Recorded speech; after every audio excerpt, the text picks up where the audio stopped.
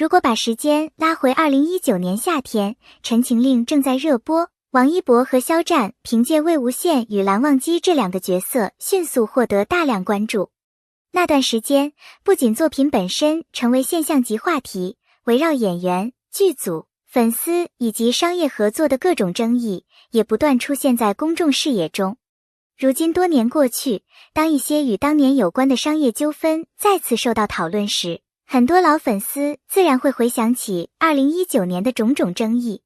有人认为，当时部分商业操作已经引发了粉丝的不满，也有人认为，今天重新审视这些事情，更应该把重点放在法律边界、艺人权益以及商业行为本身，而不是继续陷入无休止的粉圈争吵。需要特别说明的是，网络上关于相关公司、艺人以及粉丝群体的许多说法来自不同立场的个人叙述，其中部分内容并没有得到独立证实。因此，今天我们更适合把这些争议作为一个案例来分析，而不是把网络传言直接当成已经确认的事实。2019年，《陈情令》的热度快速上升，王一博和肖战之间形成了极强的话题效应。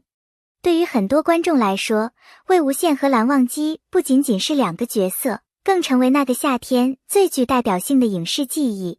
正因为作品拥有巨大的讨论度，任何涉及演员个人、CP 营销、粉丝活动以及商业宣传的动作都可能被放大。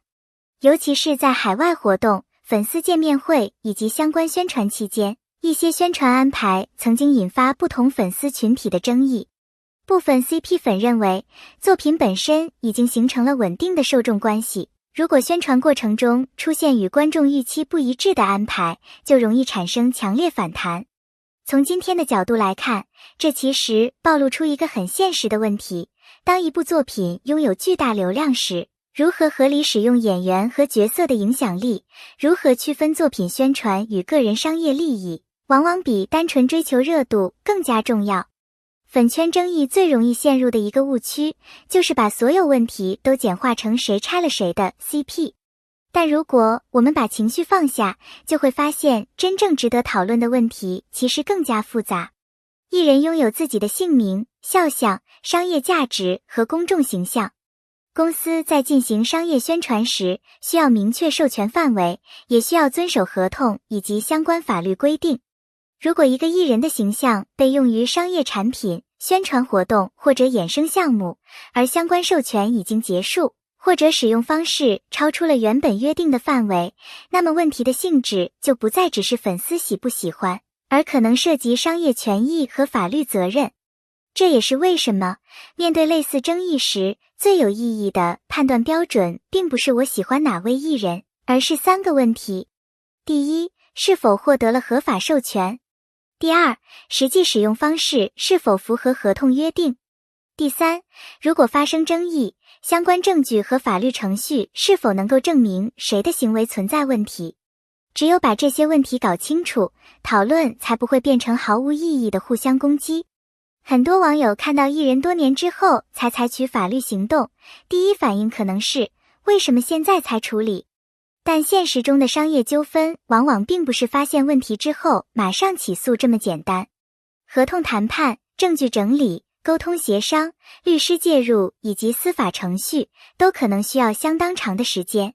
如果当事人曾经尝试通过协商解决问题，那么外界看到正式维权信息的时候，实际上可能已经经历了很长一段过程。所以，对于任何艺人的维权行动，我们都应该避免仅凭时间线就判断对错。真正值得关注的是，相关法律文件究竟提出了什么主张？争议涉及什么行为？双方掌握什么证据？最终又会得到怎样的法律结果？这比谁先发微博谁的粉丝声音更大重要得多。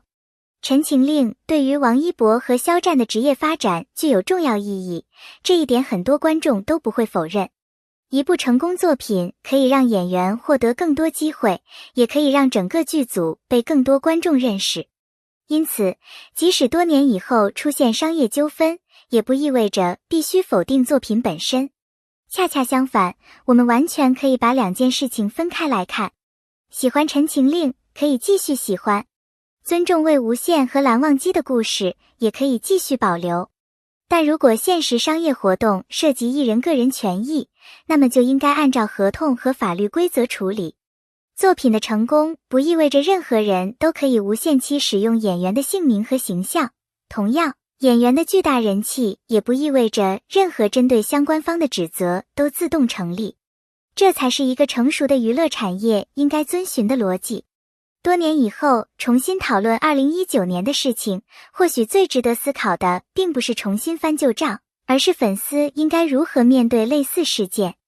支持偶像并不等于必须相信网络上的每一种说法。真正理性的支持是看到明确证据之后再判断，看到官方信息之后再讨论，看到司法结果之后再评价。尤其面对涉及违法、欺骗、恶意营销等严重表述时，更应该谨慎。因为一句没有证据支撑的话，在网络传播之后，很可能被不断放大，最终伤害到无关的人。同样，对于艺人本人而言，通过正规渠道维护自己的合法权益，也远比让粉丝长期互相争吵更加有效。如果确实存在侵权行为，那么法律程序就是最清晰的解决方式。6、7年前的粉圈争议，如今回头再看，很多当年的情绪已经逐渐淡去。当年的帖子、评论和争吵，可能已经被新的娱乐新闻覆盖。当年的粉丝也有人离开了，有人依然关注，也有人开始用完全不同的眼光看待过去。这或许就是时间最大的意义。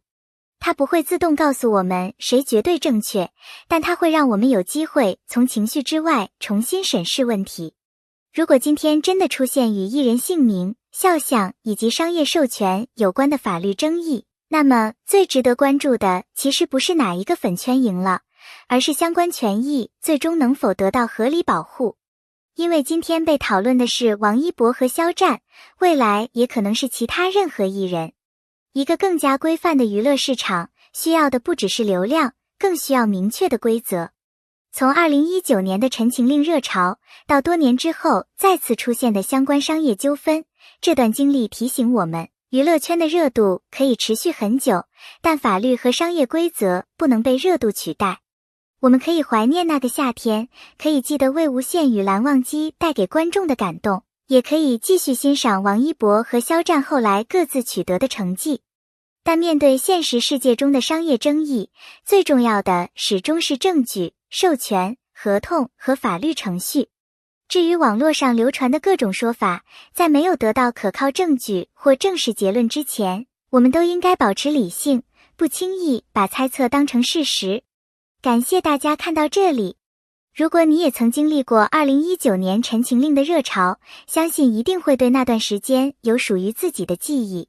你认为这类艺人商业权益纠纷最应该依靠什么解决？法律程序、合同规则，还是双方协商？感谢大家的观看与支持，我们下期再见。